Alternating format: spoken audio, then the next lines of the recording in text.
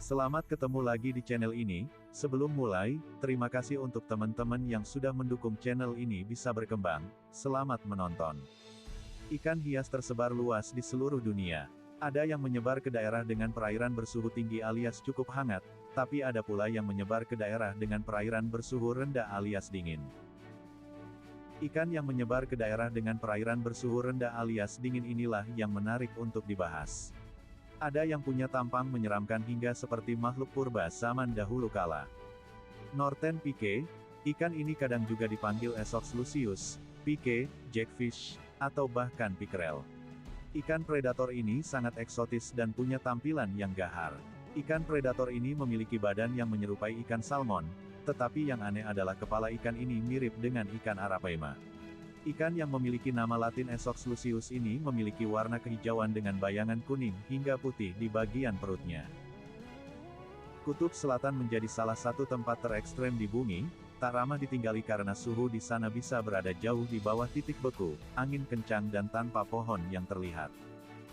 Akan tetapi, makhluk rentan seperti ikan dapat hidup di sana dan mampu berenang di perairan dingin di Kutub Selatan tanpa mati membeku.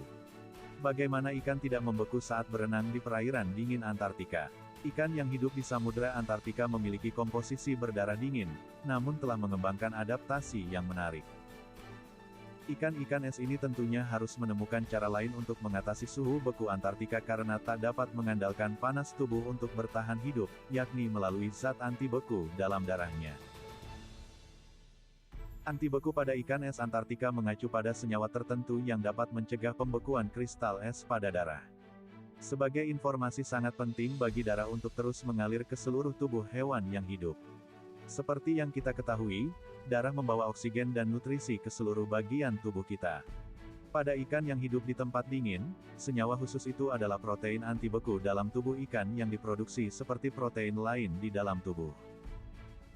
Tidak lain seperti kepiting Alaska, yang hidupnya di air dingin Laut Antartika, kepiting ini tidak bisa hidup di air yang suhunya rendah. Tidak seperti kepiting bakau. Protein tersebut ditemukan oleh Dr. Arthur L. DeVries, seorang profesor di Universitas Illinois pada tahun 1960-an ketika para ilmuwan di seluruh dunia bertanya-tanya mengapa ikan dapat bertahan hidup dalam kondisi yang begitu keras, termasuk di perairan dingin Antartika. Seperti dikutip Detik.com, Jumat tanggal 10 Januari tahun 2014, dari Echo dan Science360.com, ikan bisa ikut membeku bila seluruh danau dan sungai membeku hingga dasarnya. Namun, tidak banyak danau dan sungai yang seperti ini karena kebanyakan danau dan sungai hanya membeku di bagian atasnya. Nah, ikan-ikan itu bisa bertahan di bawah lapisan es danau atau sungai yang hanya terbentuk di permukaan. Saat permukaan danau dan sungai menjadi es, itu menjadi penghalang dengan cairan di bawahnya. Sehingga atmosfer tak bisa bersentuhan dengan air di bawah lapisan es itu hingga memperlambat proses pembekuan.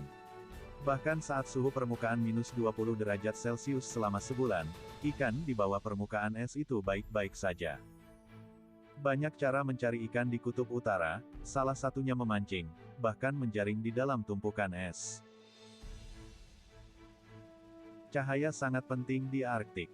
Ganggang yang membentuk dasar jaring makanan di Samudra Arktik mengubah sinar matahari menjadi gula dan lemak, memberi makan ikan dan, pada akhirnya, paus, beruang kutub, dan manusia. Di bawah es dan di tengah malam kutub, makhluk laut di seluruh samudera di dunia melakukan hal ini, bermigrasi ke kedalaman pada siang hari untuk bersembunyi dari calon pemangsa di kegelapan, dan muncul ke permukaan pada malam hari untuk mencari makan.